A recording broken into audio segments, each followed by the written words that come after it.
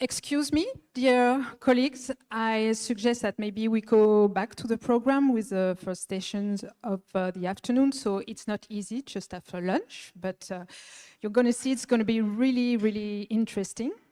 So my name is Delphine Isselman. I'm in charge of the Department of Museums, Collections and Academic Heritage at the Jardin des Sciences University of Strasbourg. And I've been co-chairing, I think since 2015, the working group Digital Initiatives within Universeum network.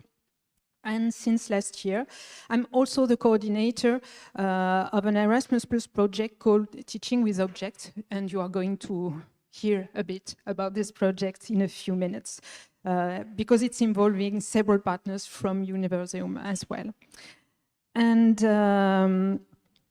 so with different hats, I'm very delighted to moderate this first session, this first part of the session of this afternoon dedicated to media and methods of interpretation. So if you remember, the topic of the conference is the experience of academic heritage. And it is true as professionals that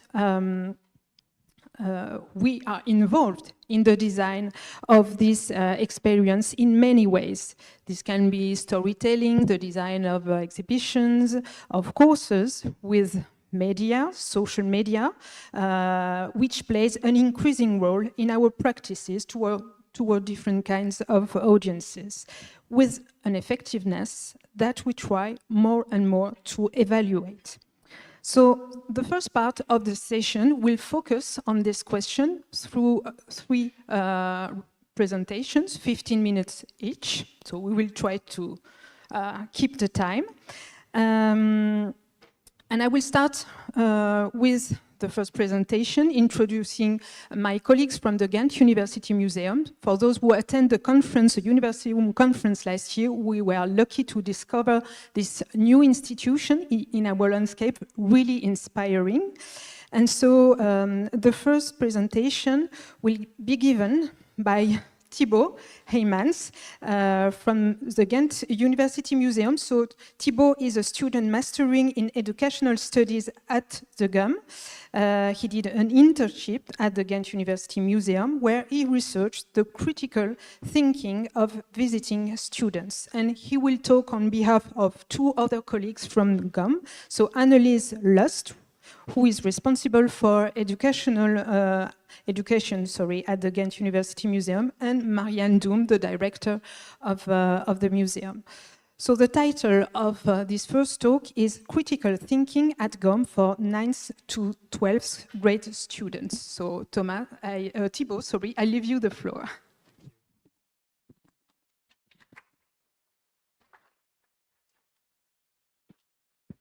Hello everyone, my name is Thibaut Heymans, and in the next 15 minutes I'll be telling you more about a study in critical thinking for students in a museum. But firstly, I'll tell you a little more about who I am.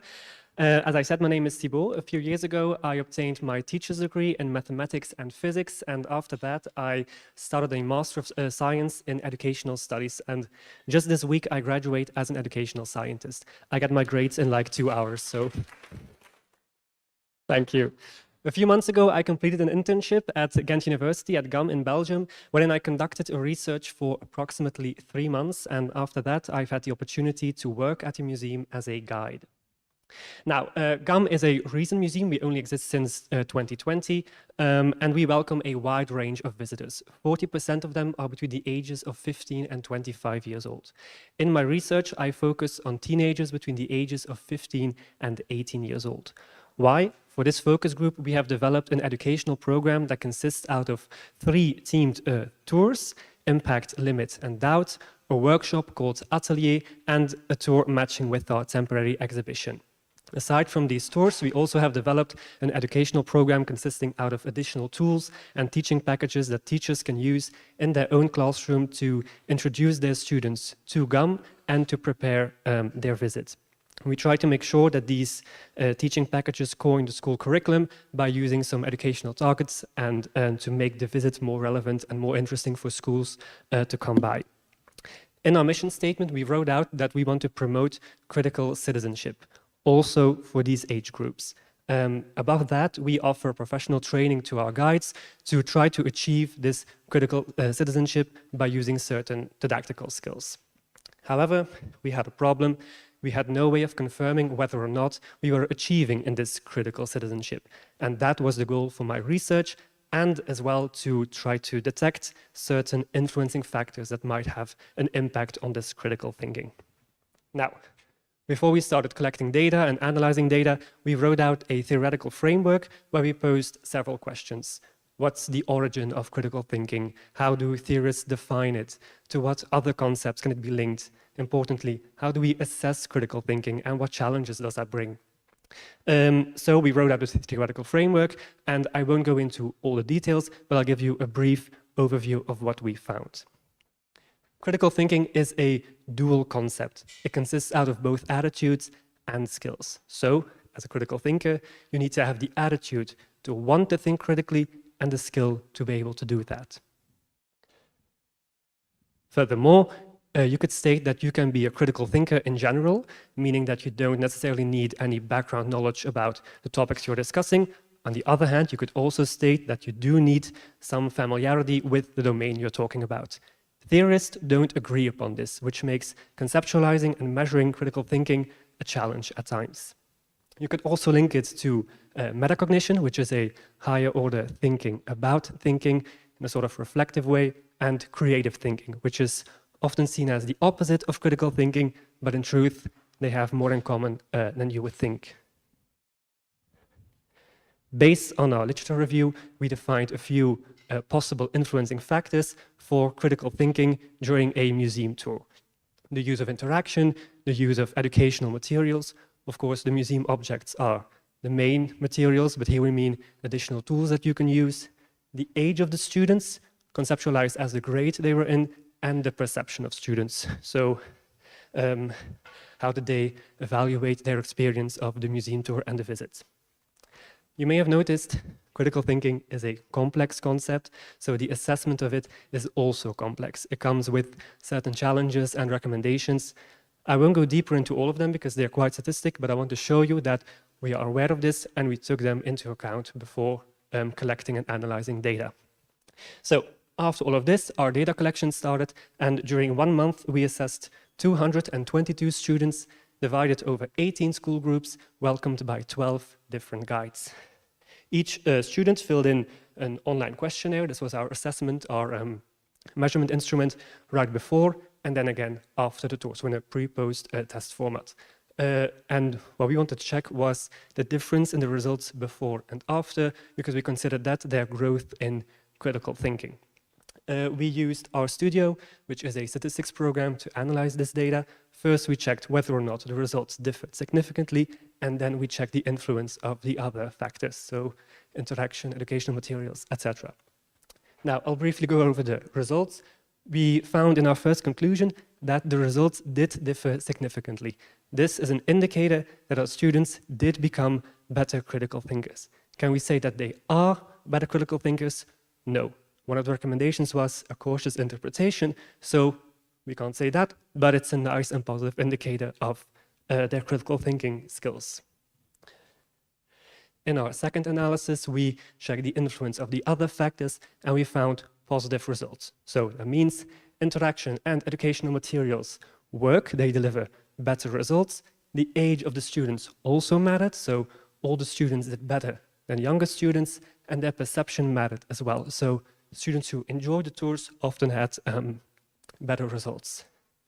We also checked for an indirect effect of interaction via student perception, and there we concluded that students enjoyed tours that used interaction, which was a very positive thing to notice. Now, what did we do with these results? We made our conclusions, and we took these results to our guides and used them in the professional training. So we organized a workshop, and in this workshop I presented the research, and we worked together with the guides on these conclusions. How can we implement relevant interaction? How can we use educational materials in a relevant way? How can we motivate our students to participate and interact with each other? So we did that, and then we worked on all these conclusions, and all the while keeping this critical thinking in mind. As during my internship, I followed almost 40 tours with different guides, and I noticed what we call good practices, activities and instructions that guides have started to use and improve along the way, ways of implementing interaction, ways of using certain materials, ways of discussing certain objects. And I also noticed that most of these good practices were not shared amongst the guides. They were isolated practices. So what did I do? I merged all these good practices into a repertoire, and I presented these practices to our guides in one of our workshops. And that way, all the guides were able to discuss all these different possibilities, share their experiences, and the challenges that come with certain practices. Because some guides had tried to use interaction, but had failed due to a certain reason, and other guides were then able to explain to them how they experienced the same challenges, the same problems, and how they came up with solutions for that. So it was a very sharing opportunity for all our guides, and everyone learned about that. So we merged all the practices into a workshop, and each practice was turned into what we call an activity sheet. An activity sheet is a document that contains all the information about the practice, the content, the additional tools you need, the didactical approach, target group, everything you need to know. And all these activity sheets were then uploaded to our SharePoint and made available to all our guides, so all the guides can use them now. All the additional tools that you may need were printed and laminated and made available physically in the museum.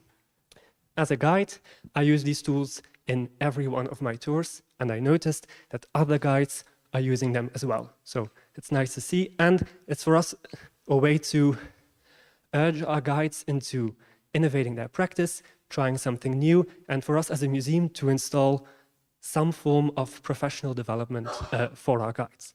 Of course, we're not implementing interaction just to have interaction. It must be relevant. So that's why we're focusing on having students communicate with one another, sharing, formulating their opinions, sharing these opinions, matching all these different perspectives with how they think, how they view the world, how they view a certain problem, having to express this and matching this with all these other different contradictory perspectives, using critical thinking skills along the way. Now, so we used a lot of the experience of our guides, and we combined this with some theoretical frameworks that could help us solve certain problems. A common problem that we experience is motivating our students. Most students that come to a museum aren't extremely excited to come visit to us, so we have to find a way to make them excited to participate and to follow our tour. So we try to search for some theoretical frameworks to be able to do that. A common motivation theory that we see in the educational studies uses the three basic psychological needs that motivate and push people: autonomy, relatedness, and competence. This is an example. So we use this theoretical framework in the workshop, and together with our guides, we explored how we can implement these basic psychological needs into our tour. So together, we worked on all of that. And it seems to be working as well, so that's nice to see. That for interaction, the use of educational materials was also appreciated by our students, especially to visualize certain things when it gets too complex or to keep them focused. A lot of the tools that we use were visual tools. Of course, there are plenty of opportunities to include hearing, touching, even tasting and smelling, all the other senses. At GUM, we're now experimenting with object-based education, which is a teaching method that uses academic heritage in teaching and courses, etc. And it's very nice to be able to explore the different possibilities and the added value of the use of these museum objects in the museum and in our collection center. So that for educational materials. Of course, no research is perfect, so this study also had some limitations. I want to share them with you. Our measurement instrument was designed carefully. We based it on literature, we ran several trial tests, eventually we implemented it. Of course, it wasn't perfect. Our data collection happened quite fast after each other, right before and after the tour, perhaps too fast to measure all possible effects of our tour. But there was a practical time limitation. If we would have had more time, we might have conducted a time series analysis that uses more than 2 measurement points over different time periods. People who love statistics, I don't know if there are any people who love statistics, might think that a multi-level analysis is more appropriate. However, we checked for that and the data made the conclusion that a multi-level analysis wasn't necessary. So if people were wondering about that, we didn't do that. The sample size was large, 222 students, but of course, if it were larger, we might have detected certain correlations more strongly, etc. Now, this study paves the way for further research.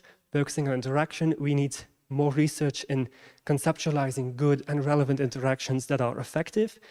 We also noticed that some guides weren't extremely excited to implement interaction because you give up part of the control. We need to find a way to motivate these guides into using interaction in a relevant way, in a way that they find comfortable as well as a guide. So we need more research about that. The use of didactical tools and object-based education is a very interesting topic to look into, so we definitely need more research about that. Also, the perception of students. What do they like about a museum? More importantly, what don't they like about a museum? We need more research about that and how we can motivate them and schools to visit more often. We need that. As a teacher in secondary education and as an educational scientist, I focus on the group that I am most comfortable with, teenagers and young adolescents. Of course, the same research can be conducted with younger children or older adults, of course, with the necessary changes, but there are plenty of possibilities to do that. So that concludes the study that I conducted at the GAM. I feel very honored to have been able to talk to all of you. If you would have told me a year ago I would be standing here, I wouldn't have believed a word you said. So I feel very honored and grateful for that. If you have any questions about the research and the data analysis, feel free to come ask me later at the Congress. Thank you very much. Thank you, Thibaut, for this absolutely perfect timekeeping. That was great. Thank you very much.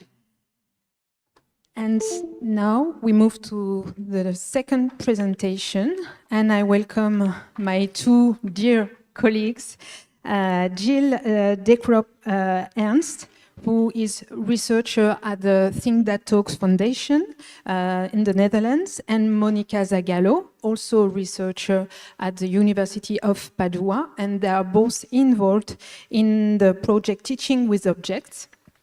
We introduced the project last year for those who attend the previous Universeum conference.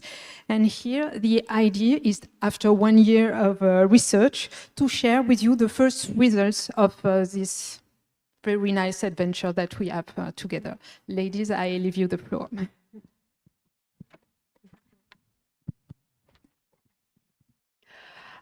Good afternoon, everybody. We are very glad to share with you our reflections on teaching with objects as a meaningful approach for presenting and interpreting academic collections. Moreover, we would like to reflect with you on how and what the academic heritage can offer in terms of education, knowledge sharing, and enjoyment.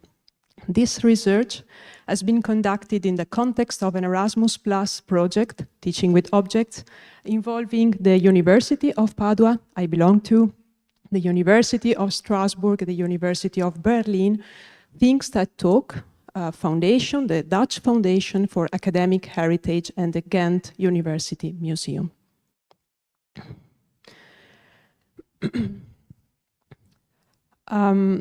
The research we conducted, the starting point of our research relies on the evidence that academic heritage holds a great potential for teaching and learning, and while being neglected in the past century, mainly because of changes in teaching practices in many disciplines, it has recently been rediscovered. Due to the material and digital turn, new practices emerged all over the world, and moreover, due to the COVID-19 pandemic, museum staffs, educators, teachers have to find new ways of communicating, teaching, exhibiting, and interpreting a collection in a complete new reality. In other words, curators and teachers have to fundamentally rethink their educational practices and explore new options. These premises motivated the team to explore new ways to harness this creativity and the innovation power and to make it accessible to all university teachers around Europe. In order to explore the current practices of teaching with objects, we conducted a comprehensive literature search. We collected more than 100 sources, and those publications represent a great amount of information for us. However, we found that reflections on inclusivity, digital accessibility, and sustainability were often missing, and moreover, a student's perspective was often considered of secondary importance. Given the importance of these aspects, in order to fill these gaps, we decided to conduct a number of interviews asking for information to experts in teaching with objects and to practitioners. So thanks to the previous edition of Universeum 2022 and to an online survey, we collected a number of potential candidates that were further selected according to criteria of diversity in terms of field of interest and geographic location, and we ended up with 19 interviews. When we were making this interview, we asked our contact person to present a specific example in his teaching with objects practice. And we asked questions about how the lesson was organized, about the tools and the steps to prepare the lessons properly. In order to account for students' perspective, we also conducted observations. We conducted 5 so far, and 3 more are already planned. And what we did is we did observe the practice, the environment. We look at the students, what they were saying, how they were reacting, whether they were engaged in the lesson. Furthermore, we asked students to fill in a survey on the lesson and on teaching with objects as a general practice. And we compare these reflections with those from the educator. So now going to the first results that we collected and analyzed. If we look at teaching modalities, what we found from the examples that were shared with us during interviews, well, we found that the majority of examples took place in presence. In presence means that educator, objects, and students are in the same room. Only about 10% of the examples took place in hybrid settings. Moreover, we found that most of the in-presence lessons were complemented by digital tools. Could be an three-dimensional or representation, digital representation of an object when the object is not accessible, or it could be a tool to shed light on a specific detail of the object. Moreover, we found that according to some of the interviews that we made, it's sometimes really difficult to teach in a digital setting. For a minority of the people we did interview, it was almost impossible. Surprisingly, we found that, however, most of the time objects are not touched by the students. On the other hand, when we look at the digital lessons, so when students are remotely connected to the lesson, there could be, quite often there is, a physical dimension as students are asked either to create their own object or to use an object from their daily life. So what we understood from this analysis is that physicality or materiality is key when it comes to teaching with objects. And what about teaching tools? We understood that both high and low-tech tools are used by both educators and students. Most of the tools are used to show and observe the objects. Could be cameras or smartphones. Other tools are often used by students when it's the moment to prepare their final outcomes. They are, for example, a digital exhibition after the Teaching with Objects course. Or when educators want to share documents and material with students. What we learn, in a nutshell, is that there is a digital dimension into in-presence lesson, which is really popular. And as far as the preparation to the lesson and the final results of the project, I let Gilles complete the presentation. Thank you. Thank you. When it comes to the preparation of the lesson, the people we have talked to have highlighted very important step. Of course, you need to select, access, prepare, maybe even store the objects before the lesson. Another crucial step was collaborating and communicating with colleagues, technicians, cultural institutions, the conservation department, and that is very important for accessing the objects, of course, but also to set up the lesson itself, assign tasks, organize workshops, and visit to museums and exhibitions. And this collaboration often continues during the lesson itself. Maybe someone is going to give the theoretical lesson, introducing the background necessary. Someone else will give a more hands-on interaction with objects. Before the lesson itself, we also see that teachers and curators will share important data with the students. The learning goals of the lesson, maybe some context about the object, some theoretical knowledge. But not everybody does that because they also like students to be surprised by the objects and have to assign their own meaning to these objects. Some of our interviewees also like to take an extra step to think about, is teaching with objects really necessary? Most of the time, teaching with object is seen as a way of complementing other forms of lesson. And of course, it can pose risks to the lesson. So people think, do we need objects for this? And if so, do we need physical objects or would a digital representation be enough? What is evidently clear from this step of the research is that it takes a lot of time to prepare a teaching with object lesson, and it requires a lot of collaboration and communication as well as organizations, because most of the time teaching with object is not something you do by yourself. When it comes to the lesson itself, we also see some common ground. Often it will start with an introduction to the learning goals of the lesson, but also to how to handle objects and maybe how to use specific tools. Often then students will be introduced to some theoretical background, some context they need to know about, and then they will have a visit to a collection or an exhibition during which they will interact with objects, whether individually or in groups, and they will often have to do a specific task, like Monica mentioned. Curating a digital exhibition, conducting research about the objects, recreating their own objects.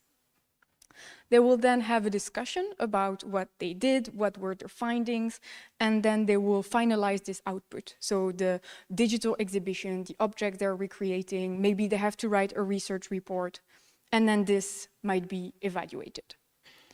Of course, these steps do not appear in all the examples we collected. Sometimes some of them are not there. Maybe there is no theoretical lesson because it was introduced in another course. Or maybe the lesson doesn't take place in an exhibition. The order is also shuffled. Sometimes you start with the interactions with objects, and sometimes you might start with the theoretical context. And it really shows that these practices are incredibly adaptable to a variety of circumstances, regardless of the collections available, regardless of the students and their specialty. So it was very overwhelming to us to discover the heterogeneity of the practices. When it comes to the evaluation of the lesson, I also want to highlight that sometimes the lessons are not evaluated in that students are not graded on what they're creating, but also we have heard several times that people are struggling to get students' feedback on the lesson to improve their own lesson. With all this research, we have started thinking about a platform for teaching with objects. We want to build this platform to share these practices. As Monica mentioned, teaching with objects is not new. And through this platform, we want to share and cherish everything that has been good about teaching with objects for centuries. But we also want to acknowledge and support these new practices that are emerging as a result of the digital and material turn and also the COVID pandemic. We want this to be a safe community for the practice, for a safe platform, for the community to share these practices, but also to highlight how professional teaching with object is. Before I finish this presentation, I wanted to share with you some discussions and things we thought were especially striking. Like Monica mentioned, in presence is incredibly invaluable, and there is this overwhelmingly preference for in-presence practices. And that is especially linked to the physical dimension of teaching with objects. According to the people we have talked to, it allows students to be more engaged, to retain knowledge longer. But in practice, students do not often touch the objects. And we also see that digital practices do not mean a lack of physical dimension. Like Monica mentioned, think about students recreating their own object, interacting with everyday object. But think also about digital representations of objects, 3D models. You can turn them, you can zoom in. This is also a sense of physicality. We also see that this digital dimension has entered the physical dimension, and sometimes our interviewees don't even realize it. They forget that they use PowerPoints and computers to share their presentations about the objects, or that they use their own phones to take pictures. So this raises the question for us, with this overwhelmingly preference for in-presence, does that mean that purely digital teaching with object is now irrelevant after the pandemic?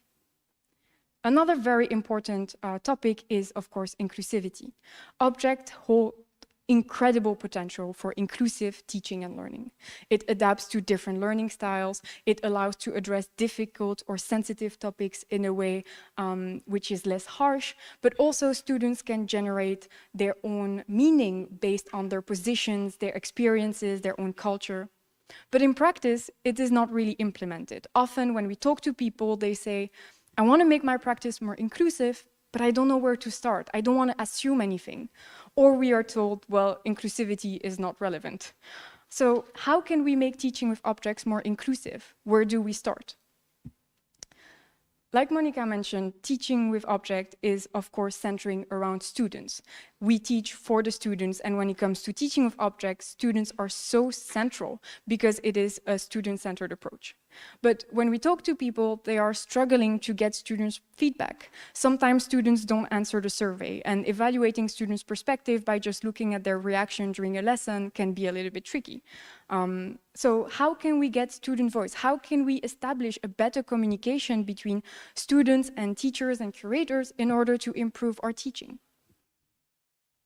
We want to thank you for your attention, and again, we want to thank all the members of the Universeum who were interviewed by us and who shared their very interesting practices with us.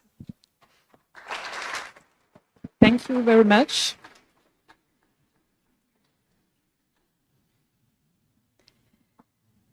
And now we move to the last presentation of the first part of this session.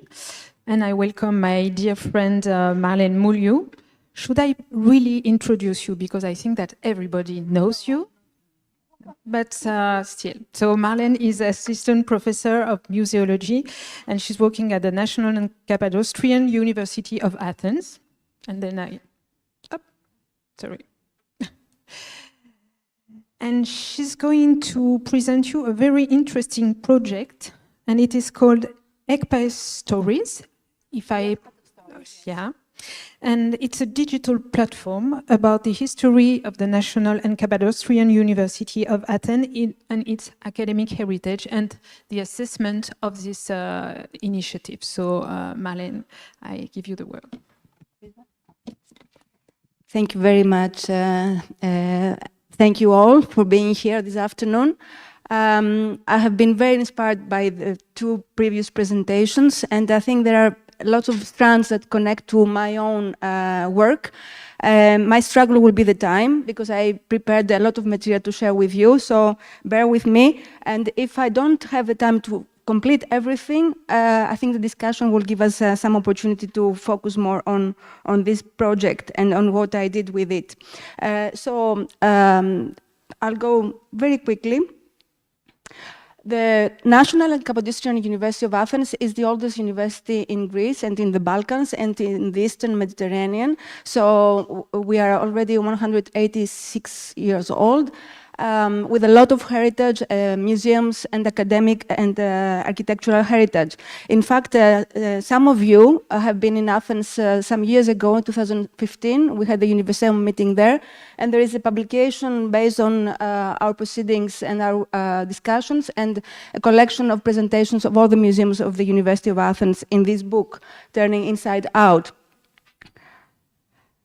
So in 2021, we had the occasion of 200 years of anniversary from the War of Independence in Greece, and there was an opportunity for funding the creation of a web platform where we could put a lot of material regarding the history of the university and of its cultural heritage.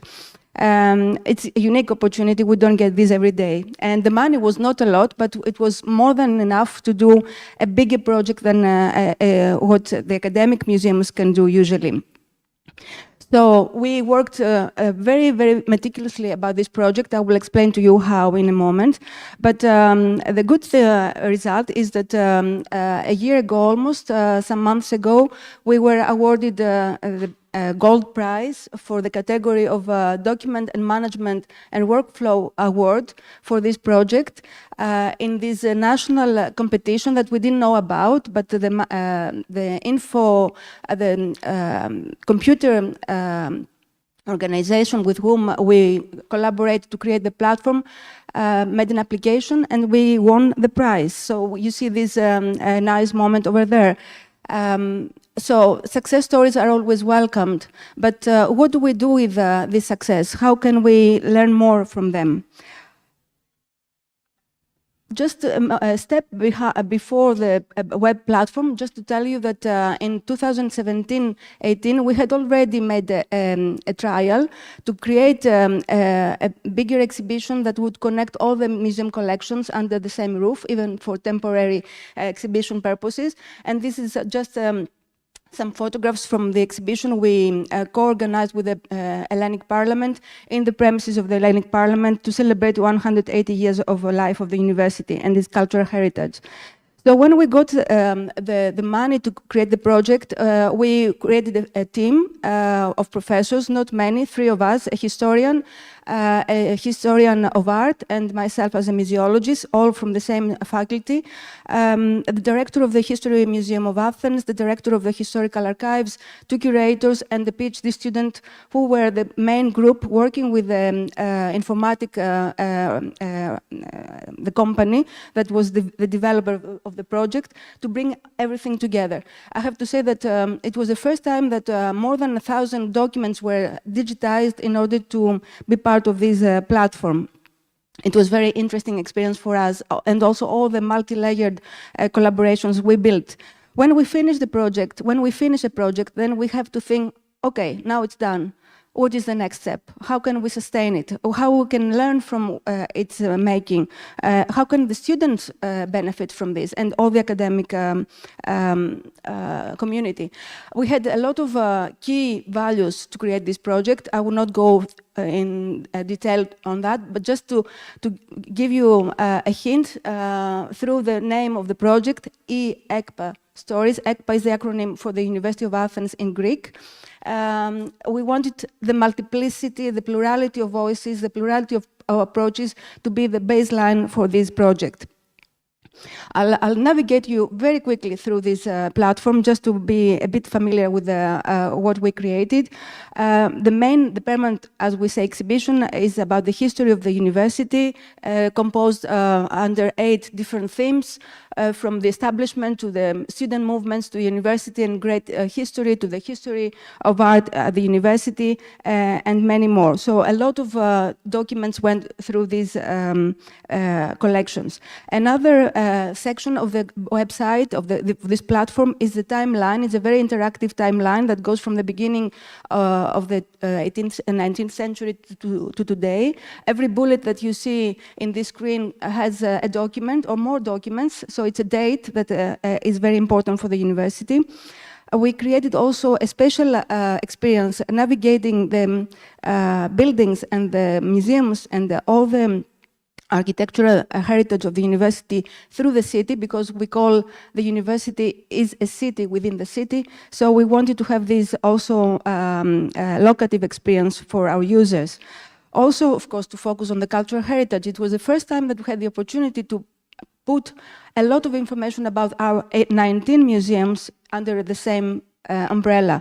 So every window that you see is a museum, and every museum is represented with some key information, not a big display of the collection, but some key information about how it operates, who are the target audiences, and you see here the structure of every page. We also created an interactive panoramic itinerary around the university, the main building. Some of you have been there for our conference in 2015, because it's very, very important landmark in the city of Athens, and not all have the opportunity to access it in its daily life. So you see a little bit of this, and then we have the temporary exhibitions and the activities section. The aim is to have temporary exhibitions often. So far, in the first year of its operation, we had 2 temporary exhibitions, one about the foundation of the university and how the name was created, and the second one about the refugee legacy of students, Greek students back 100 years ago, because this year we commemorate 100 years since the Greek-Turkish war and the big refugee crisis that followed that after. And there is a section also with students speaking about the cultural heritage of the university, short interviews. It's a short video that you can access also in English. Of course, I have to say that this is bilingual platform. So, okay, this was what we did. How do we learn from this project? The first step is to see the analytics. Okay, there are visitors of this platform, and these are the statistics of this first year. And as you see, it's a low number. 7,700 some people is not a big success of visitation. And that's something that we need to explore. Why? Although the website, the platform was quite visible, not so much through the website of the university, but we thought it was more visible than actually it was. I asked a friend, a web designer and a user experience expert completely outside the museum sector and the university sector, to tell me her opinion, to check the platform and to give some hints of what is working well and what is not working well. And I give you a brief summary of her impressions here. There were, of course, a lot of good things, but also striking remarks that are warnings. Her main concern, and something that was also raised by the students I asked later on, I will tell you about that, was for whom was this platform created after all? And this is something that we have to really reflect on. For whom are we? Who is our main audience? Because we can create a big confusion to the users. I decided to run an evaluation. That was not part of the project. It was not, no one asked me to do it. I did it also because I wanted to share this experience with you, but also to learn from this. So I ran a short survey with general users. A lot of interesting results. Just to keep the long story short, is that they enjoyed very much visiting the web platform. They did it, most of them, because of this survey. They didn't know the platform before. They discovered a lot of material. They were very astonished with the cultural heritage of the university, and they wanted to know more about it. They like the name. They think that the name of the platform is exactly what the platform offers, so it's a good choice to start. And they felt that it was a very important platform to highlight a public Greek university, which is the biggest university of the country, but also to learn through this platform about the history and the cultural heritage of our university. They had some preferences for the themes that they preferred. Most of them preferred all the documents and the storylines about student life, student movements, and also about how the university connects to the national history. They were very interested in the museums, especially the Criminology Museum. It's really quite a unique museum we have, and they were very encouraged to and empowered to visit the museums more. About whether they found it interesting, playful, useful, they had a lot of opinions. What I highlight in this graphic here is that there were certain sections of this platform that they were either more playful, like the panoramic 360 view of the propylia of the main building, or more useful or interesting, like the exhibitions. The main strength they found was exactly this, that it was a platform that created a concentrated presentation of all what we are doing at the university, its history and cultural heritage, under the same roof. What they found less strong was that some sections of the platform were not very user-friendly, so there is a lot of window for a room for improvement there. Now, I don't know how much time I have, but I want to concentrate on more interesting insight I got for the platform through my work with my students. Every spring semester, I teach a course which is called Museum Pedagogy. I teach it to undergraduate students of archaeology and history of art, and I always give them assignments, group assignments, to create to design educational programs based on inspiration that they get usually from university museums. So I select a university museum and its physical collection. This year, I asked them to work all on the digital platform. So the digital ECPA stories was the material that they could work on. As you see in these little photographs, they are all in groups. I allowed them to form naturally their own groups. Other were 2-member groups, other were 4-member groups. That was the top, the maximum allowance that they had. There were 10 groups, 29 students altogether, and this is the day of the presentation of the projects on the 6th of June. But it was a journey to get there. We had some theoretical classes within the auditorium, a few. I kept them short, just to the basics, so that they get the basic idea about the theories. We had a lot of visits to museums in Athens, not only university museums, but a lot more. 2 minutes, okay. We had teamwork, a lot of inspiration. They had also the opportunity to practice as mediators in the excavation site that is open every May in Marathon, as mediators of another educational program I designed for school groups. So they were trained to be trainers, and they learned a lot from that. So theory and practice within the same course, and a lot of freedom to choose things that are relevant to them. So I connect a lot with what Thibaut said before regarding the relevance. The subjects they chose were very diverse. Nothing was exactly the same. That is very interesting about the plurality. But what I noticed is that many students chose subjects that are related to student life, either during the war times, either during the refugee crisis, or student life today. So this is something that speaks strong to their heart. I'm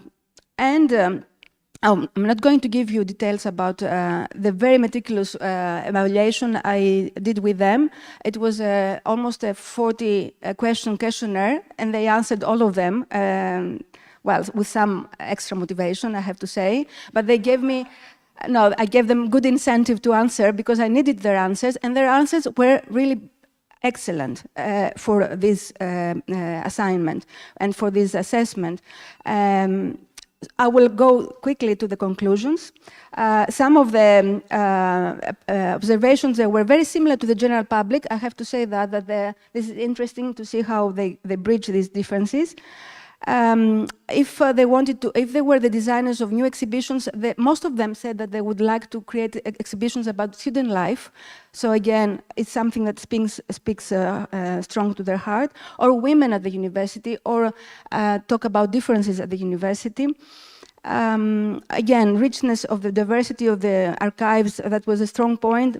But also they found, again, okay, a platform, but for whom? Who is the main audience of this diverse project?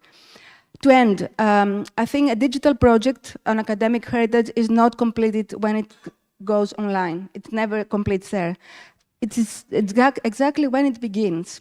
So a project is completed and fulfilled only when it finds its social relevance and it's used by different members of the public. These are some of my recommendations. If I want to summarize one from all those, is really to listen to our students. They are key partners, stakeholders of our work. They're not just participants, they are co-creators of what we're doing. This platform itself was very much realized within the time span that we had because of a PhD student that was a very good project manager between us, the university, and the developers. So give time to listen to students, trust them, monitor them also, and do not fear to change in the university environment. Thank you. Thank you very much, Marlene. And now maybe I invite all the speakers to join us for 15 minutes for questions or remarks.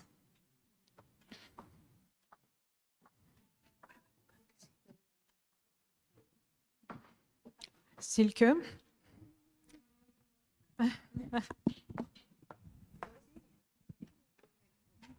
Whatever you want.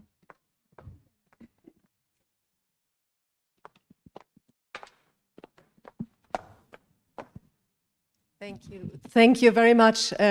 Fascinating talks. My first question, there may be more if I get another chance, is for Thibaut.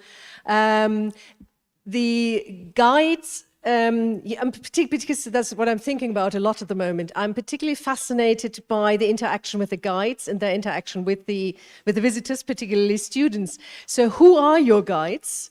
What's their background? And what was their reaction to the repertoire you put together? Because it can be seen potentially as inherent criticism of their style so far. Thank you. Thanks. At GUM, we have a very diverse group of guides. We have young guides, older guides, more older guides than there are younger guides, with different backgrounds. We have former teachers, we have biologists, we have doctors, we have everyone essentially.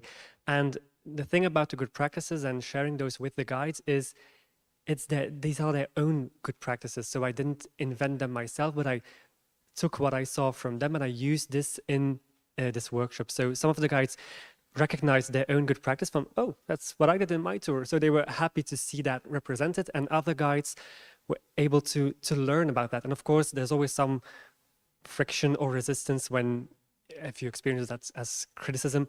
There are guides, as I said at the end, who don't really like interaction because they give up the control, and it's difficult for these profiles to start to use interaction. But in this workshop, because they were able to share all their experiences, also some negative experience, they were also recognized and noticed that, oh, they made the same mistakes as I did, and I'm not alone in that, and perhaps they're not using interaction as much as other guides are doing. That's not really necessary. Each has their own way. It's not a one-size-fits-all approach that we try to do here, but they have an opportunity to try to use it. And as I noticed, before we start a tour, we're mostly with 2 or 3 guides starting at the same time.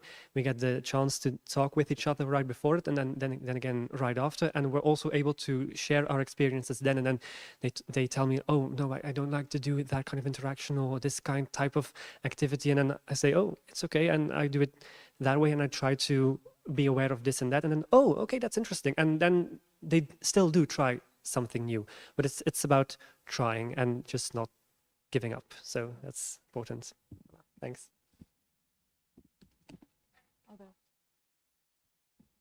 Other questions?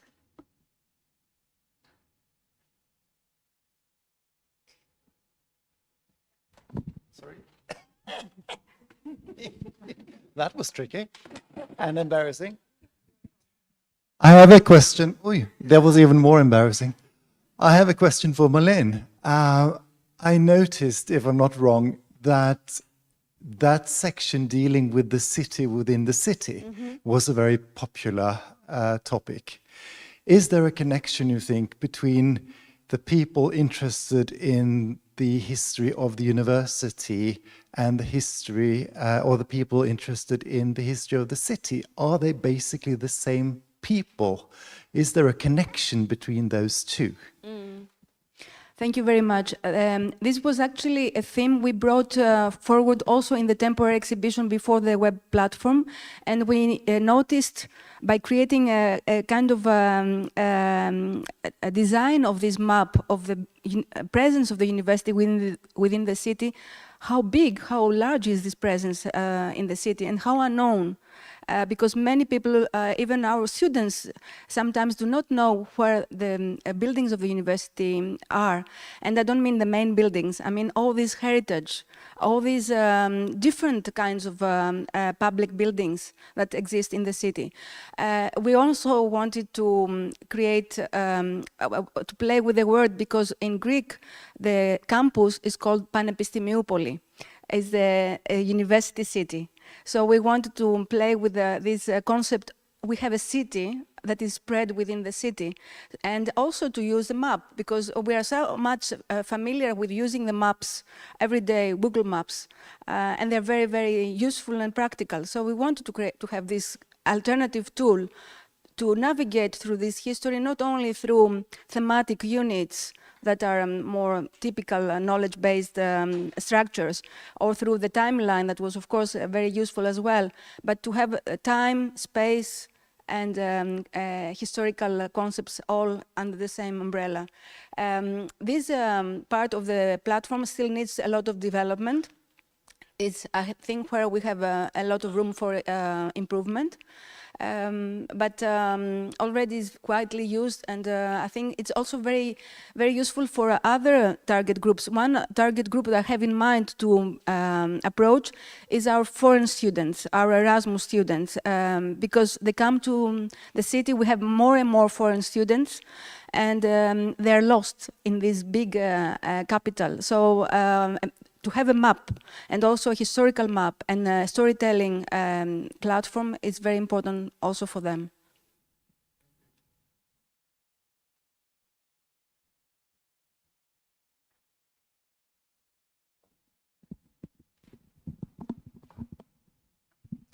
Thank you. I have a question about teaching with objects.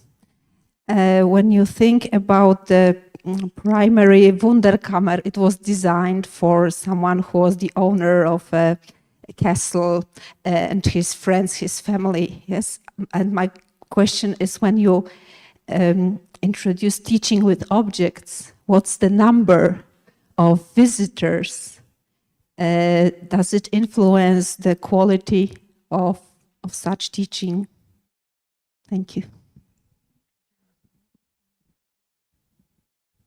I think, let me know if I understood properly, but when you talk about teaching with objects within the museum, and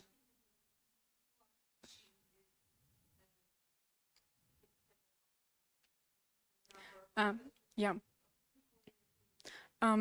What we see is that when it comes to teaching in presence, the groups are often smaller, because that allows students to interact more with one another and generate more knowledge from their own experiences.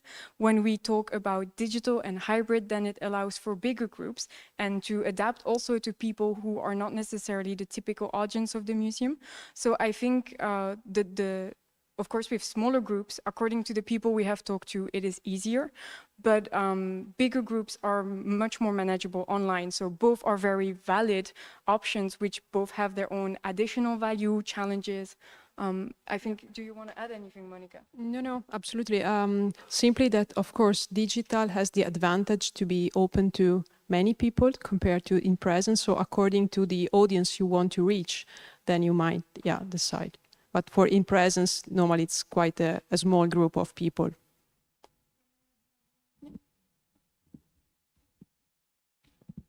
I would like to add my experience from this platform and what the students commented, because at the beginning they were a bit hesitant or concerned of how they're going to use a digital space without having access to physical objects to create the educational programs.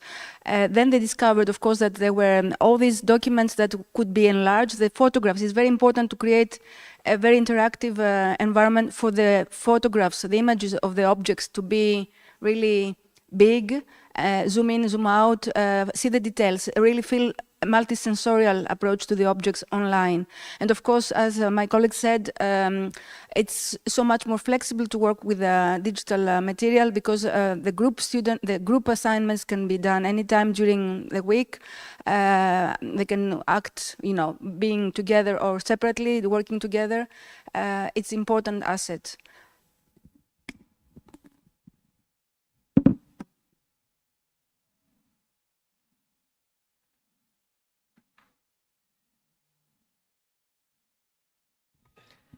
Probably my question is not connected directly to your speech, Marlene, but I do interested in, do your students from your university have any like some educational courses with aim to study some parts of academic heritage or not? No. No. Not as such. The student, in a way, yes, because they are students of archaeology. This specific course is for students of archaeology and history of art. And the University of Athens has a museum of archaeology and history of art. And many of my students, of course, are students of other colleagues, work in the museum for other projects. So in a way, this is a very close to them environment because also the museum is within the building, is not in a different building of the campus. But working closely with, through the curriculum, I think it's mostly this course, Museum Pedagogy, that I always work with university collections and the university excavation, yes, Okay. which is an open museum in a way. Okay, thank you.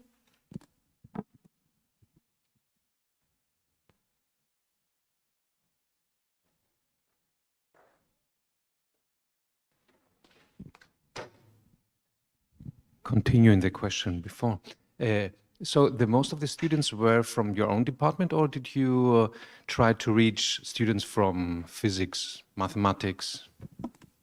No, this was a module for undergraduate students, and not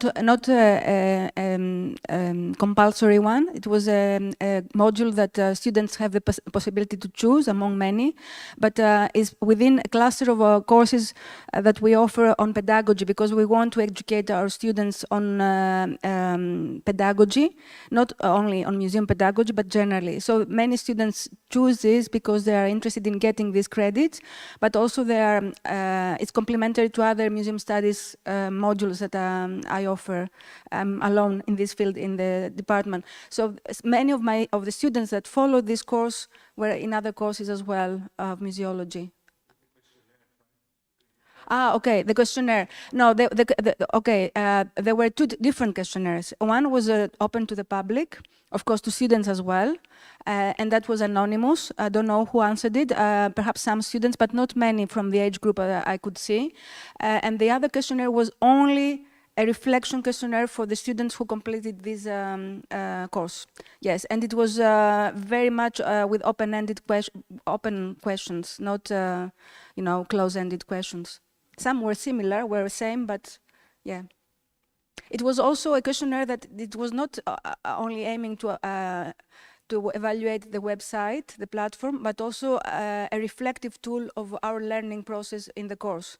So I used it both ways in order to understand how they worked as groups, what they learned through this process, and if they can bring some interesting comments for the development of the website, and there are plenty of comments there, I have to say. One last question over there.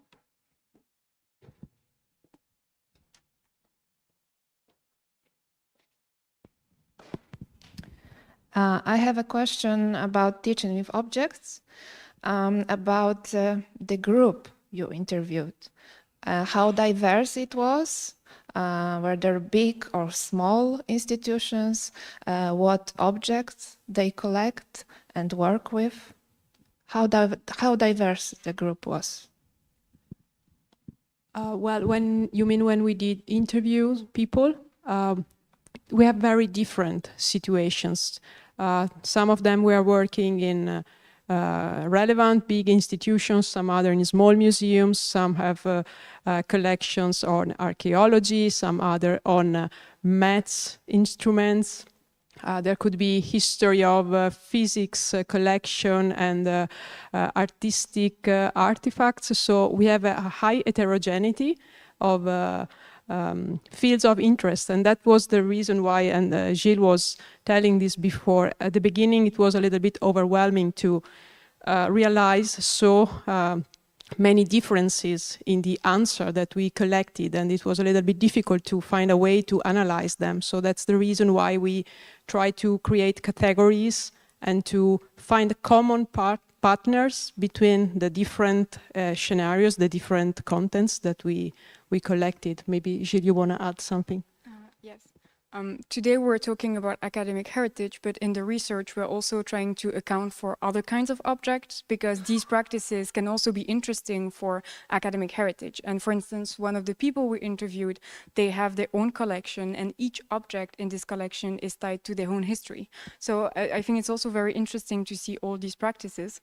One thing I also wanted to add is we do have a rather varied sample in terms of the field, but we do see more people in the field of history of science, and I think that is also tied to how we selected our interviewees, because we used our networks, and we are also, for instance, lacking practices in some countries like Asia, because we also have interviewees from the US.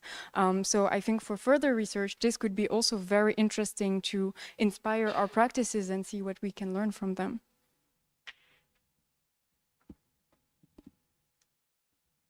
Okay, I think that now it's time to close this first part of the session. So maybe we can applaud the speakers of this first part. Thank you again.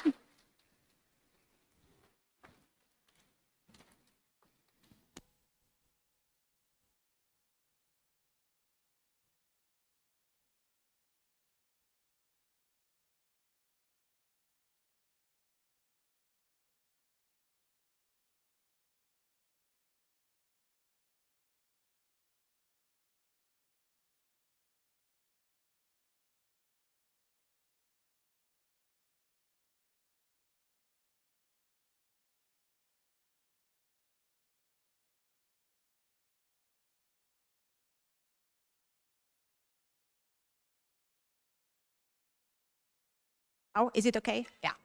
Once again, good afternoon to everybody. My name is Agata Kubala, and I'm an archaeologist and associate professor in the Institute of Art History at the University of Wrocław. One of my research areas is collecting of antiquities, especially of Greek ancient objects. That's why I'm here with you, and it's a great honor and pleasure for me to be with you today and to chair one of the sessions of this magnificent conference. Our first speaker in this session is Mariana Brum. Mariana, please join me. Mariana is a master's student in cultural heritage and museology, University of Coimbra. She holds a bachelor degree in history from the same university and has been cooperating with museums in Brazil and Portugal since 2016. Mariana, the floor is yours. Okay, I just need help with the Polish to open the presentation. Yes. Yes, please. Thank you very much. Yeah, to start the presentation.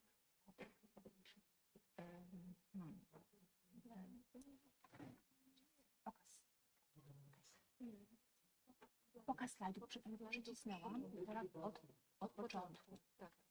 Okay. So just 1 minute because if the time is over, I will show you that. Okay. Thank you very much.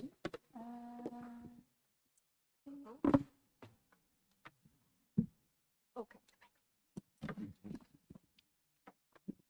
So, okay, it's working. So this presentation brings my perspective as a student of museology and also as a guide at the University of Coimbra, who often have to deal with the public interactions between that specific exhibition that I'll be presenting, especially kids, and had no saying on making this, of course, this exhibition. Now, my presentation focused on the Cabinet of Curiosities, a recent exhibition at the Science Museum of University of Coimbra. The exhibition is proposed to be a room where it's possible to see a world built by strange objects that recreate pre-museology of cabinets of curiosity. It does not have any subtitles, and the visitors is invited to explore it with its lights and design. Oh, and the project was done by artists. Now, the targeted public would be basically, according to the curatorship, the thousands of tourists that visits the university every year and the pre-university students of the so-called Generation Harry Potter, for whom the museums can be targeted. And the exhibition on the news, it's pictured this way. Of course, it was translated, but there is only one question. Some expressions used to describe the artifacts, such as bizarre, enigmatic, and theater of the world, call our attention to a problem of museum speech. Now, it is proposed to briefly access with a critical perspective the way the pieces are displayed at the curation by the curation at a Portuguese museum university in a country with a significant colonial past, considering the impacts of colonization, the responsibilities towards owning colonial heritage, and for whom this exhibition is targeted. Now, I'll bring 3 case studies focused on ethnographic objects that are displayed. Now I bring a content warning, of course, because next pictures are of human remains. So I'll start with this one. A practical example can be found in the photograph below, taken at the exhibition. You can see an image created by the museum curation featuring 3 pieces from different origins. First, we have a replica of the skull of a primate. Second, we have a necklace produced by the indigenous community from Brazil, the Cinta Larga, and a necklace composed with bluegrass ring originating from Angola. Now, we also have this Munduruku headpiece, and this is actually sacred. It's from an indigenous community from Brazil. It was collected at the 19th century in a science expedition, and this group still exists, and it's still considered sacred for them to this day. Of course, they don't do this process of mummification anymore, but they still hold them as records of the history. Now, last but not least, I have this human skull from the anthropology collection. This skull is Portuguese and used to be used for educational purposes, but nowadays it's being used at the exhibition, and it is displayed with the YY headpiece, again from the indigenous community from Brazil. Now, also, this cases reminds us of the Econ Code of Ethics Point 2.5 and 3.7 concerning culturally sensitive materials and human remains and how they are supposed to be treated respectfully concerning the interests and beliefs of ethnic groups involved. And of course, and of course, the section of human remains at the Code of Ethics for Natural History Museums. Now, after some criticism from the public and from academics, the exhibition changed a few things. For example, the human skulls were removed, and now the Y headpiece lies around the head of a bird. Also, there would be some human remains that were removed, just like those images. I actually circled a few, but they are not, you cannot see it at the PowerPoint, I don't know why, but it's also not seen anymore because it was removed. And the Munduruku headpiece was as well removed. Now, but those artifacts still figured on the merchandising at the museum store. Now, where anybody can take it home, which reminds me at least about Dan Hicks' takes on Arkell's members necropolitics that says, how might it apply to the parallel case of the violent displacement of objects? Arkell Mbembe has provided a corrective to the Eurocentrism and the general absence of context of enduring legacies of empire. Now, I bring those final thoughts that can help to expand the debate on that subject, especially concerning the role of the museum on perpetuating this kind of values and our responsibilities as museologists. Now, the language can function as a way to regulate and maintain social practices and has the ability to promote particular worldviews and ideologies as natural. Now, the colonial terror constantly, and that was Mackin and Mayer and Hodger and Kress, on the takes about the image and the language and how they can have power and can be analyzed. Now, okay, perfect. Okay, thank you. Okay, the last can stay here. And just remember the post-colonial ghosts that persist at museums reproducing imperialistic values and dualism and how we have to care not to reproduce them. And thank you. Thank you very much. Thank you very much, Mariana, for this interesting presentation. And our next speaker is Anne Voland from the Museum of University History, University of Oslo. Anne, floor is yours. Thank you. Just have to find my presentation.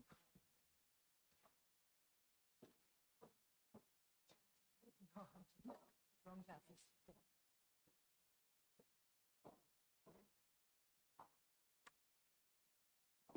I managed. Thank you. The observatory in Oslo from 1833 was active for 100 years.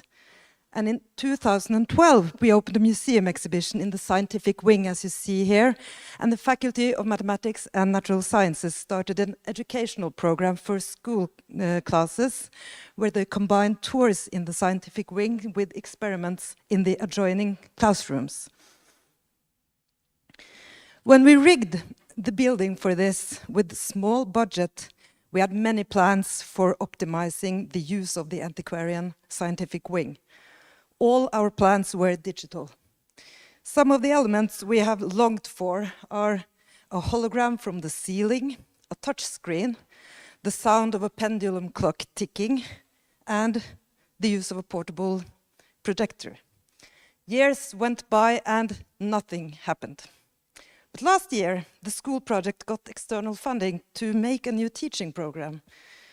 In the core of the project was a table for dialogue, a focal point to make sure the dialogue was incorporated and not one-way communication.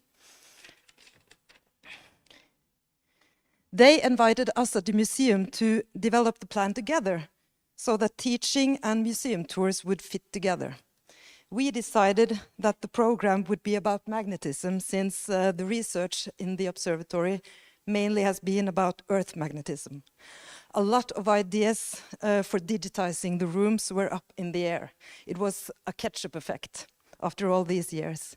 And then 2 meetings later, we canceled the digital ages and decided that the future is analog. So what happened? Through our discussions, we realized that the ideas were mainly out of old habit. The feedback from the children and the teachers from the last decade is that the lack of screens and projectors in the old and often cold exhibition rooms is what makes a day at the observatory unique. We have seen how the historical wall paints, the original floorboards, and the creaking sounds of the old mechanisms fascinate the children. Digital solutions are implemented everywhere in Norway. All kids have their own smartphones when they are 10, if not earlier. Most kids have their own tablet or laptop at school. And Norwegian schools rely heavily on the use of screens in most classes. So in doing so, the digital is the norm for the pupils. So the result of the digital turn is starting to show, and not just for the positive. Now political voices in Norway demand a return to school books and tactile teaching equipments. But back to our analog turn.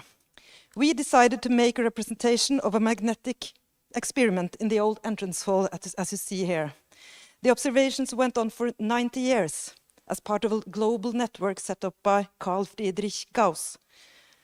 The cabinet for the magnet is our table for dialogue. With this object, it's easier to visualize the experiment.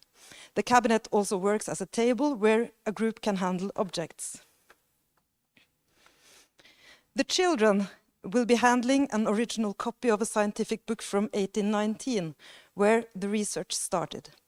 We will make replicas of our most unique object, a magnetometer for travels designed by our first professor of astronomy and used by the British Marine. We will also make replicas of the notebooks with the measurements and letters that discussed the work. Maps where the professor plotted in the measurements from the magnetometer by hand, and all these material elements replace the planned role of the touchscreen. The teaching program has started and will be adjusted when all these items are in place. The teachers already experience that the program helps to reach competence goals that the schools struggle to manage in the classrooms. Children shall learn scientific method and ways of thinking, and with a day in the observatory, the abstract becomes more concrete. They will stand around the representation of an experiment that went on for 90 years and was part of a global network. They will handle a scientific instrument that traveled around the world to make accurate magnetic maps. And they will handle the data sets for both from the travels and from the observatory.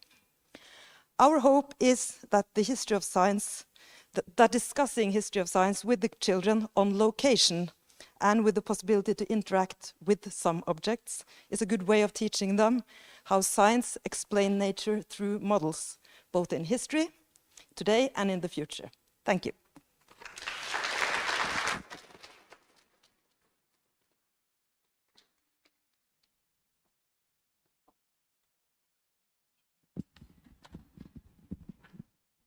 Thank you very much, Anne, for this fascinating presentation. And our next, the third speaker of this session is Raúl Gómez Hernández, a second-year student from the Una Europa Joint Doctorate in Cultural Heritage, enrolled at the Complutense University of Madrid and the University of Edinburgh.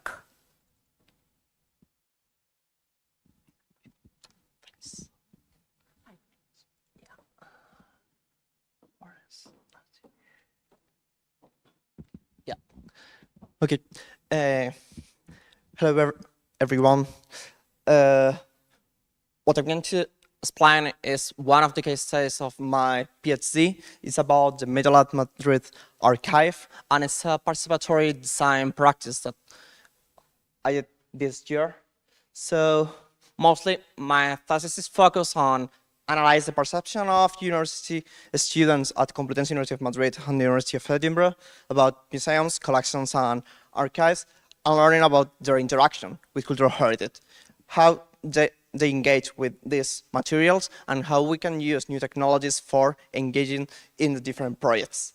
Mostly, this thesis is based in 2 audience research studies. Last year, I did my first audience research study in Complutense, and this year, from September to January, I will do on Edinburgh, and 2 case studies that focus on how we can apply formats, tested formats, and new formats to some of the museums of the different universities. So for this reason, what I did this year is an analysis also of the digital heritage education resources that they are in the museums, university museums around Europe, and some user testing of some of these elements with students from the Faculty of Communication, where I do my teaching also. So as a background, to explain what the case study was, last year I presented at Universeum 2022, and you can find on the proceedings that now are available as the case study that I did at Complutense, where I discovered that a student plus the 50% of the students never visited any university museums, and plus 75 not interested on it. Lecturers and professors mostly haven't spoken about museums. Only 70% not used in practical lessons. So it's a very big thing, and it's also a gap that we need to cover in any way. So my studies focus on how we can try to engage with these collections, because as the previous speakers says, there was a project like Teaching with Objects says that education has a lot of possibilities for that. So for the reason, the aim of this case study is mostly to propose the digital heritage of the Media Lab Madrid archive, used as a tool to put all this group on the center, and then so how academic heritage could be a thread to promote relationship between university community and heritage, as it is for teaching, research, study, or learning. Mostly, the case study steps were study the database and digitize collection to know what collection is about, that I'm going to explain now in the next slide. Then choose a topic on which the content is going to be developed. I found the following a project that we are developing now with the Ministry of Science of Spain, the STEAM project, about how we can explain these practices to develop creativity between different high school students and university students, and then the collaborative work with stakeholders, students, professors, and people from the archives to know several steps. Ideal generation, design, and development of the prototype that is going to be present in Europeana Tech 2023 in October. The Media Lab Madrid archive is based on the collection and the results that we have from a citizen lab collection that it was in Madrid from 2002 to 2006, funded by Karin Oleslager and Luis Rico. Karin Oleslager, that this year, it was one of the most important contemporary art curators. He worked in Laboral after that, in Gijón, and he founded this thing. Media Lab Madrid was in Centro Cultural Conde Duque, that was a cultural center, is a cultural center in Madrid. Yeah, cultural center in Madrid. And in this place, it was the first place where Arduino was presented in Madrid, and some projects will be presented there as games and other things. So what we learned from the collaborative work with the stakeholders, interesting for students and lecturers as STEAM methodologies, participation, didactic application, learning scenarios or inspiration, benefits as also transdisciplinarity as a basis, and obstacles as new methodologies to be applied and to be done. As I told before, the prototype, these are some ideas of this collaborative work, and the prototype is going to be presented in October in Europeana. So you have here the model that you use, that is the Media Lab image from that part, and we work with all the engines to work on it. Thank you very much. Thank you very much, Raul. I'm very sorry to interrupt you, but I have to.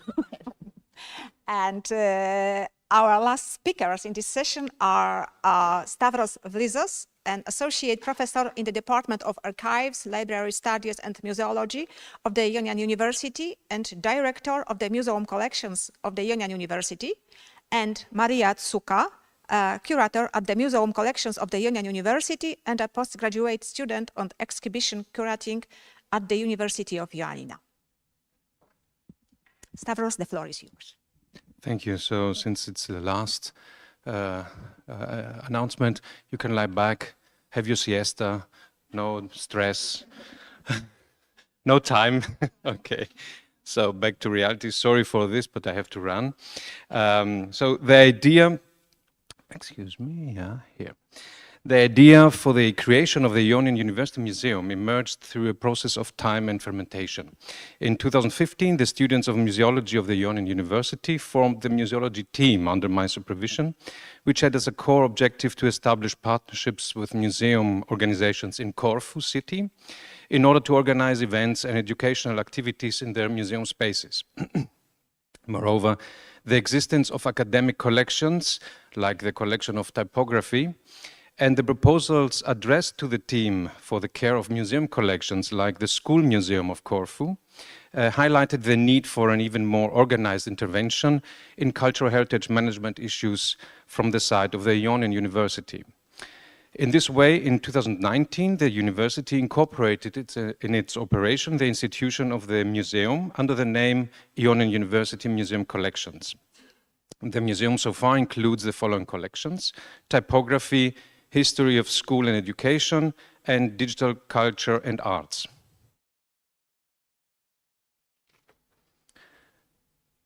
These collections are scattered throughout the institution's facilities and the digital environment, and there is no building available to house all three collections together. This lack makes it difficult for visitors to physically access them, or even to formulate a complete experience that the exhibition would offer. It cannot be omitted that the issue of the lack of a building for the museum hinders the work of the curator for the better utilization of the content and material in terms of exhibition. How could a curator under these circumstances shape an overall experience for the visitor and connect the common elements of these collections into a narrative? Online exhibitions and digital storytelling are contemporary practices that could serve as an alternative yet creative solution. Thus, we planned to create an online exhibition with the aim of presenting the three collections as a whole and linking the common elements with them.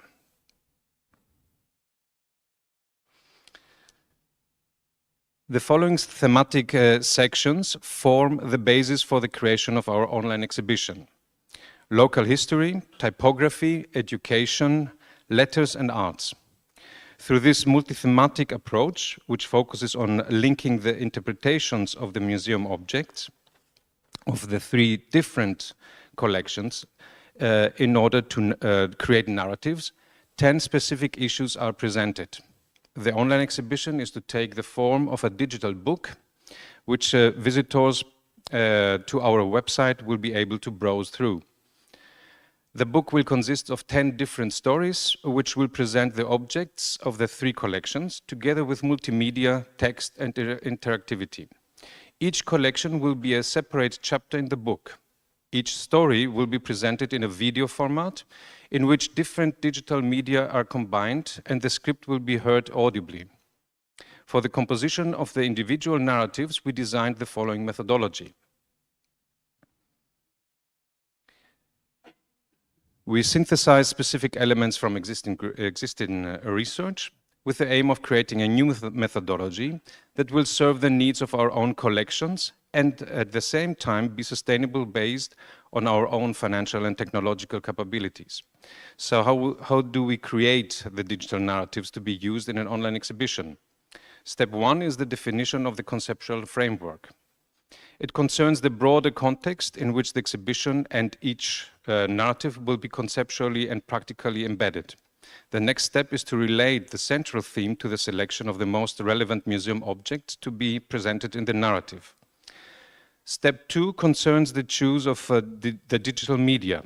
The environment in which the digital content will be developed is the museum's website, and the media that will be combined for the narratives are the 3D representations of the digital collections.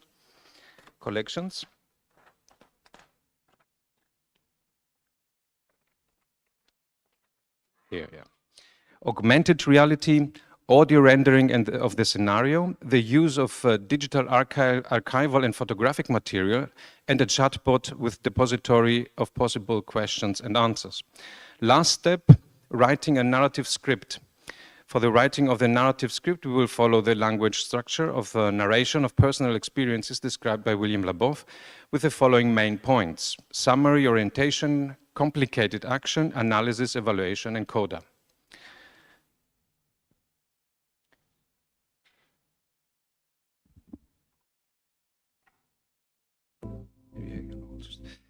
An illustrative example of the above is the headline narrative From Oral Information to Linotype, which is part of the chapter Collecting Typography. We first define the conceptual framework. The main theme of the narrative is the way people were informed from the period of Venetian-occupied Corfu in the 16th century to the beginning of the 20th century, with the advent of the linotype.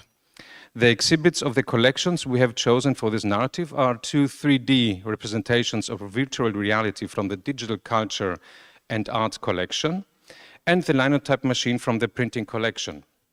The digital media that we chose to combine in the narrative are 3D representations in video, photographic and archival material from digital repositories, augmented reality marker of the linotype machine, with which the user scanning with his mobile phone will be able to hear via his device information about the specific linotype machine that will not be included in the narrative scenario.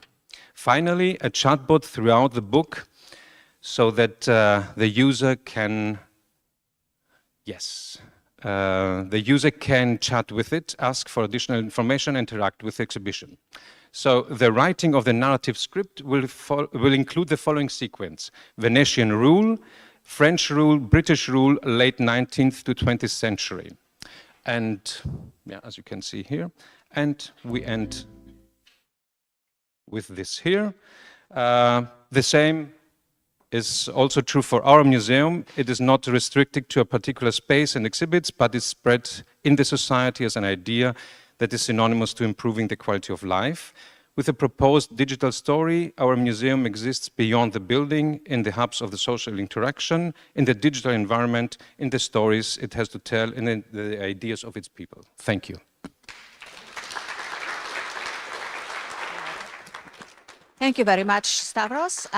Stavros was the last, please stay with me, okay. Okay. Stavros was the last speaker in this session, and now I think we can start the discussion. May I ask all speakers in this session to join me and Stavros?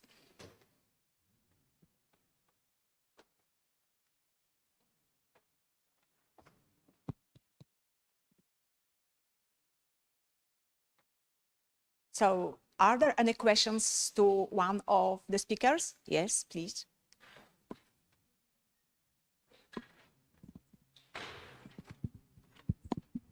Thank you very much for these fascinating talks. I've got a specific question for Anne. I mean, this is amazing. Everybody wanted digital, and we've all, or we haven't because we haven't caught up, but most people have gone digital. Your findings for the observatory, will they have an impact on other collections in Norway, you think? In Norway, that's big, but but maybe on our other collections that are where they shall be, the collections that are in situ, then we will probably think the same thing, because it's in the air, and in the observatory with 10 years of class children, then yeah. So, but I don't think it will spread. I don't think Norway will be analog next year. And I don't think we have that impact. Any other questions?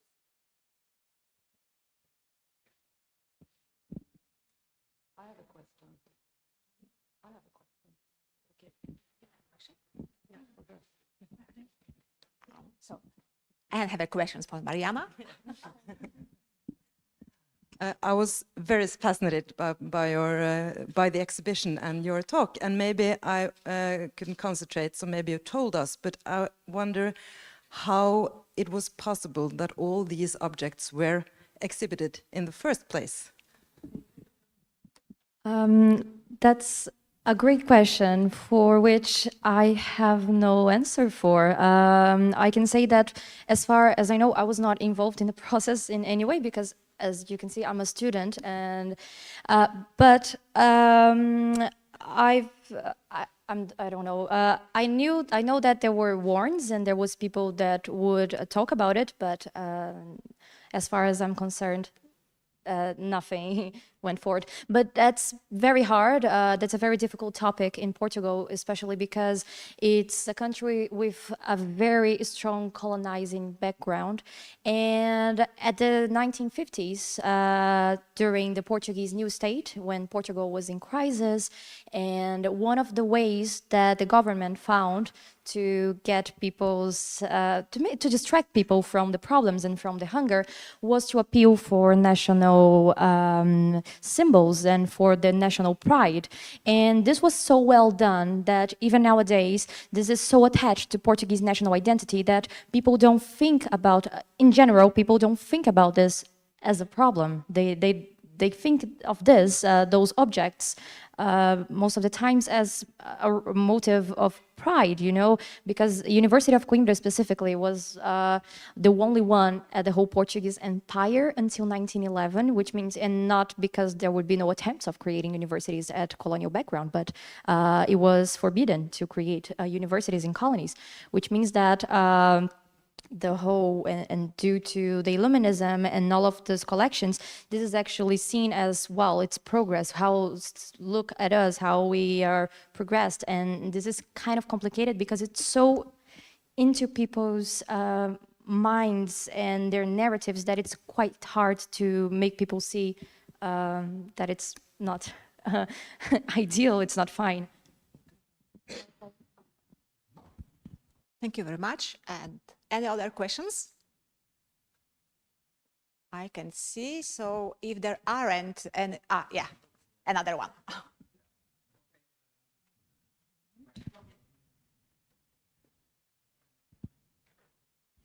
Again, yeah, I found Anna's observation obviously very fascinating, and I'm also, I guess, a lot of people know I will join Oslo, right? Like, and we will discuss this further. But I would also like to, I don't know, maybe others like to comment on this thing, the digital versus the non-digital, right? Like, I mean, we've also been, and I think this is also a bigger issue about like teaching with objects and the role of the digital, since we both for public, I mean, obviously we can ask you, what's the general public audience? You also talked about a very specific audience of school children and what you can do and what also teachers appreciate, right? Like when you come with the kids there, and probably also what are kids supposed to be or ought to be learning, right? Like, and this is also coming back to our questions if we teach students, right? Like what are students ought to be learning, right? Like, which is probably a bit different from if you have more like a kind of general audience.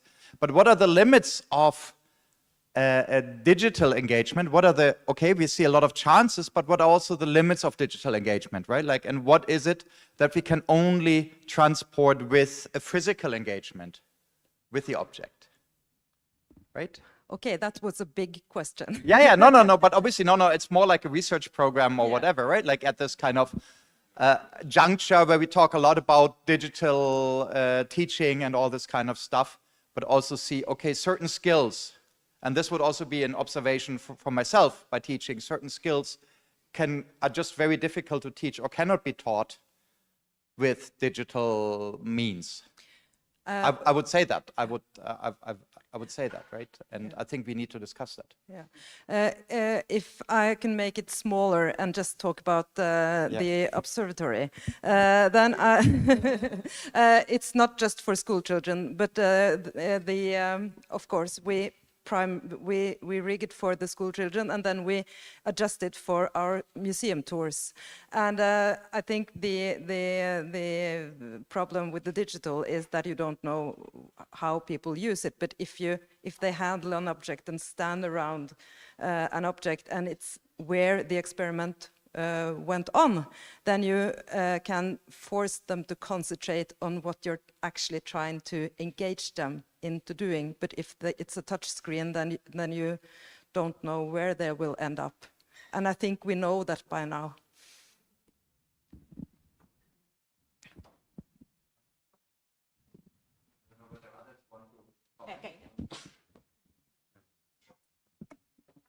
There are pros and cons. So in our case, the lack of a building forces us to find other solutions. We cannot stay there and just be among us. So to reach the community this is a very important tool for us. But the one does not exclude the other. So you have to find the specific way in each circumstances. Yeah, I would like to say, for example, from my case study, that the Metal at Madrid archive is mostly a digital thing, because it's the result for something that is not happening now, because it's something from early 2000s. So now we are working in a big exhibition in the same place where it was, and it's mostly, they can interact with the video artists and they interact with the art that they have, but mostly all what people can see is digital, because our recordings from the workshops that they have are, but all the works that the scientifics did with artists and with people from the Society of Madrid to work on something that could be valuable, it could be used in that moment, but it has no preserve now. So we are working with memories and with something that we're going to apply these methodologies to continue this process. So I think that although it was something digital, if you have the methodologies that they use, you have the correct way to do it, you can engage a lot, because we are now finished a project with high school students with this collection, and it was about telling how in that moment they can use creativity and work together, scientifics and artists, for creating things that's valuable for the society. So now we focus on sustainable development and ecology, and they use a lot of their creativity to create tools using these methodologies and these interesting ideas that they have in the past. So from something digital, it could create great ideas for nowadays too. Not only with objects, but objects is a really good thing when you have. No, I don't think I have any comment on this. Oh yeah, sorry. I believe this question would be more for my colleagues than for me, so I have no comments on that one.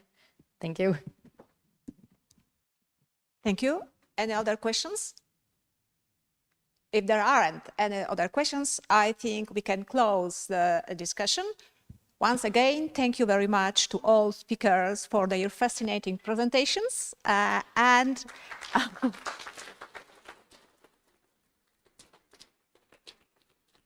just two announcements at the end. I've been asked to invite you for a coffee break and to give an information for those of you who have registered for today's museum's tour. The meeting point is at the registration desk on the ground floor of this building. Thank you very much. According to the program.